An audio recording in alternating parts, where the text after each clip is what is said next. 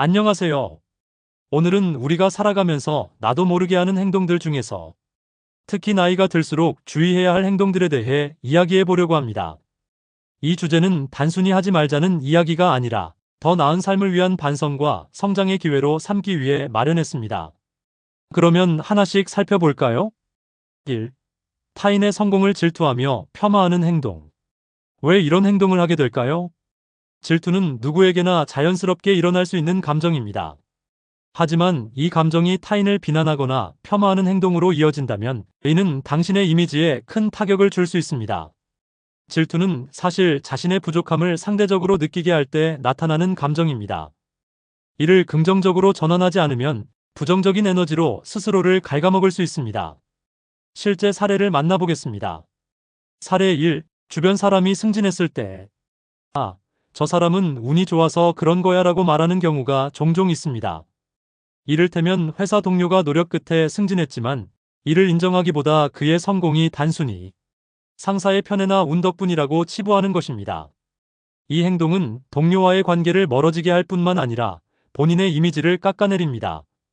이런 사례를 겪은 한 직장인은 처음에는 자신의 말이 얼마나 큰 영향을 미칠지 몰랐습니다. 하지만 시간이 지나면서 동료가 자신을 멀리하고 피하는 것을 느끼고 나서야 문제를 깨달았습니다. 이후 그는 동료에게 진심으로 사과했고 자신의 말 습관을 개선하기 위해 노력했습니다. 지금은 이전보다 더 좋은 관계를 유지하고 있다고 합니다. 사례 2. 친구가 새로운 사업을 시작했을 때, 어차피 오래 못 갈 거야 라며 뒷담화를 하는 경우도 흔히 볼 수 있습니다. 특히 사업 초기에 이런 말을 들으면 상대는 큰 상처를 받을 수 있습니다. 이를 겪은 한 지인은 처음엔 주변의 부정적인 말 때문에 위축되었지만 결국 자신의 목표를 위해 꾸준히 노력했고 현재는 그 사업이 성공적으로 자리 잡았습니다. 하지만 그 과정에서 그 친구와의 관계는 되돌릴 수 없게 되었다고 합니다. 이 사례는 주변 사람의 말을 얼마나 신중히 해야 하는지를 보여줍니다. 우리의 말이 상대방의 인생에 긍정적이거나 부정적인 영향을 미칠 수 있다는 점을 잊지 말아야 합니다.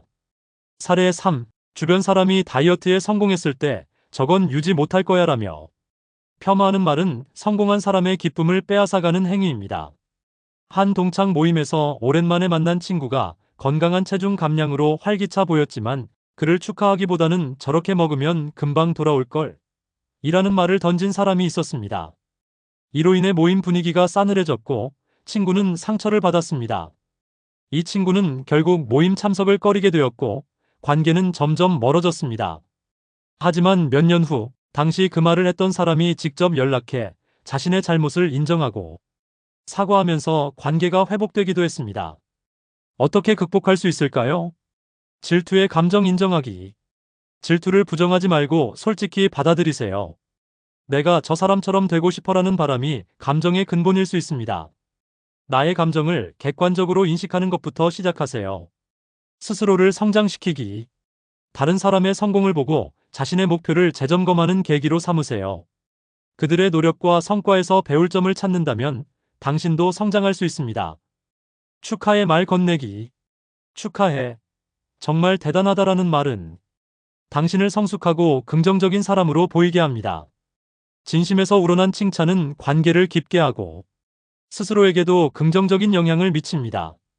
질투는 자연스러운 감정이지만 이를 어떻게 다루느냐가 중요합니다.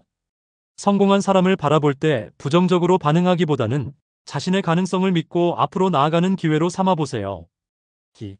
남을 지나치게 통제하려는 행동. 왜 이런 행동을 하게 될까요? 사람은 나이가 들수록 자신의 경험과 지혜를 소중히 여기게 됩니다.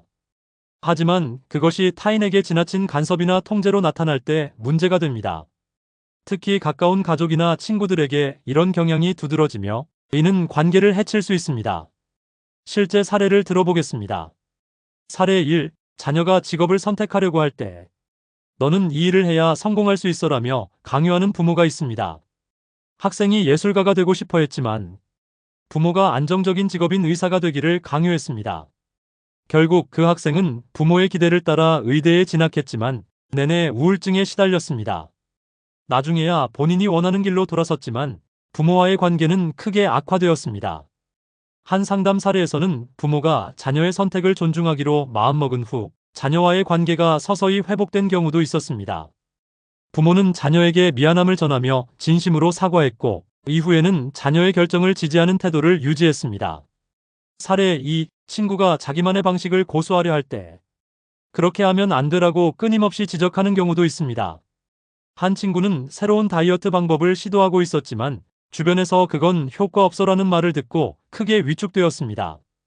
결국 그 친구는 도전을 포기했고, 나중에 그 말을 한 친구와 멀어졌다고 합니다.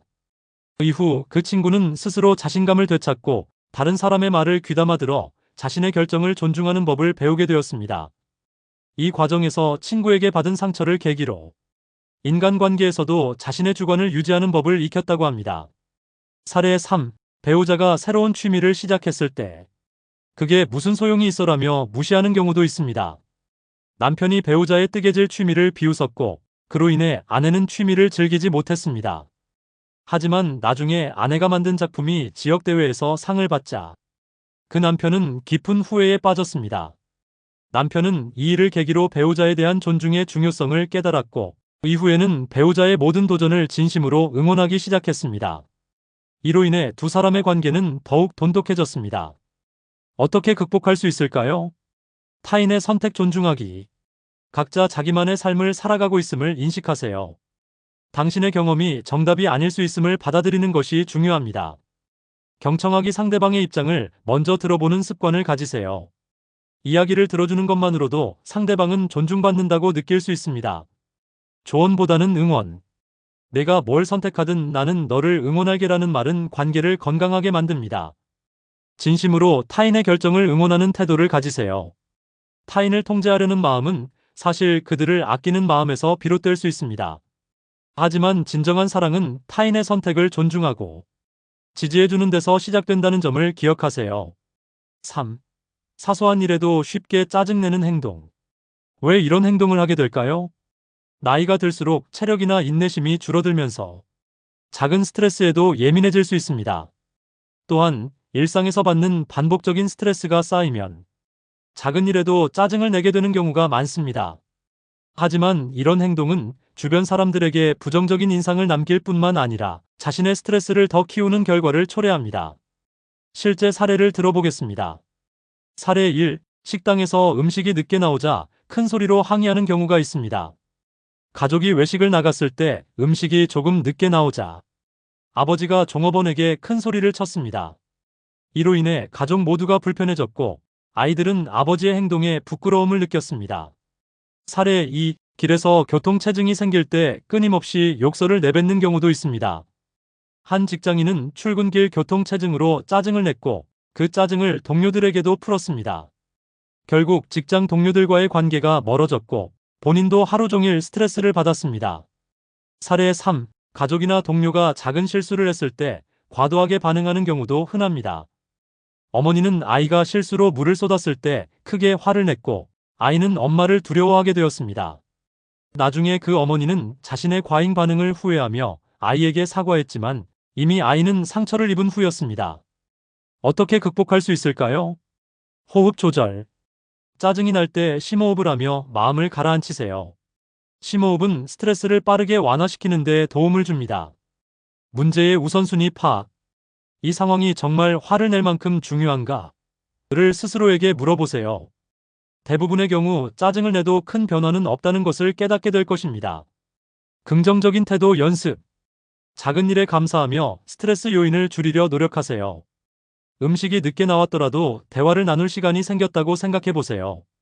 짜증은 스트레스의 부산물이지만 그 스트레스를 다스리는 것은 온전히 당신의 몫입니다. 상황을 긍정적으로 바라보는 연습을 통해 더 여유로운 마음을 가질 수 있습니다. 4. 과거의 실수나 후회에 집착하는 행동. 왜 이런 행동을 하게 될까요? 사람은 과거를 돌아보며 교훈을 얻을 수 있지만 과도한 집착은 현재를 망칠 수 있습니다. 특히 나이가 들수록 그때 이렇게 했어야 했는데라는 후회가 자주 떠오르곤 합니다. 하지만 이는 해결책이 없는 문제를 반복적으로 떠올리며 자신을 괴롭히는 행동으로 이어질 수 있습니다. 실제 사례를 들어보겠습니다. 지나간 기회에 대해 계속 후회하며 내가 그때 왜 그랬을까라는 말을 반복하는 경우, 과거에 자신이 한 실수를 자꾸 되뇌며 스스로를 자책하는 경우, 타인과의 과거 갈등을 떠올리며 여전히 분노하거나 슬퍼하는 경우 어떻게 극복할 수 있을까요? 현재에 집중하기. 과거는 바꿀 수 없지만 현재는 바꿀 수 있습니다. 지금 이 순간에 집중하며 새로운 기회를 만드는데 에너지를 쏟아보세요. 자신을 용서하기. 과거의 실수는 누구나 하는 것입니다. 스스로를 용서하고 그 실수에서 배운 점을 떠올리세요. 그 실수가 없었다면 지금의 나도 없었을 것이다라고 생각해 보세요. 미래를 계획하기. 과거에 얽매이기보다는 앞으로 나아갈 방향을 설정하세요. 목표를 세우고 그 목표를 향해 한 걸음씩 나아가는 것이 중요합니다. 과거는 우리의 일부일 뿐, 우리의 전부가 아닙니다. 집착을 내려놓고 앞으로 나아갈 용기를 가져보세요. 5. 타인의 시선을 지나치게 의식하는 행동. 왜 이런 행동을 하게 될까요? 사회적 존재인 인간은 자연스럽게 타인의 평가를 신경 쓰게 됩니다.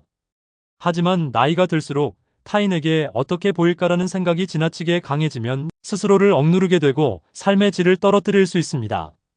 실제 사례를 들어보겠습니다.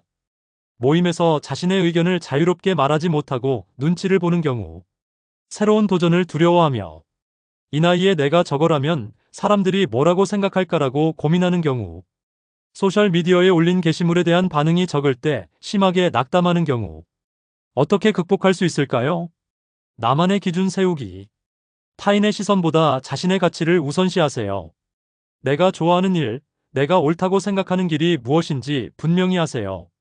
자신감을 키우기. 자신감을 가지려면 작은 성공 경험을 쌓아야 합니다. 처음에는 작은 목표를 설정하고 이를 달성하는 과정을 통해 자신감을 키워보세요.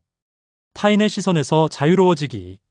모두가 나를 신경 쓰는 것은 아니다라는 사실을 기억하세요. 대부분의 사람은 자신의 일에 바빠 당신에게 큰 관심을 기울이지 않습니다. 타인의 시선에서 벗어나 자신만의 삶을 살아가는 것은 더 큰 행복과 자유를 가져다 줄 것입니다. 자신을 위해 살고 당신만의 길을 걸어보세요. 오늘 다룬 5가지 행동은 누구나 한 번쯤 빠질 수 있는 함정입니다. 하지만 이를 인식하고 개선하려는 노력만으로도 당신은 한 단계 더 성숙해질 수 있습니다. 우리 모두가 더 나은 삶을 향해 나아가기를 바랍니다. 시청해주셔서 감사합니다. 오늘 영상이 여러분께 조금이라도 도움이 되었다면 구독과 좋아요 부탁드리겠습니다. 댓글로 여러분의 생각도 나눠주세요. 그리고 이 영상이 필요한 분들과도 꼭 공유해주세요. 그럼 다음 영상에서 또 만나요. 감사합니다.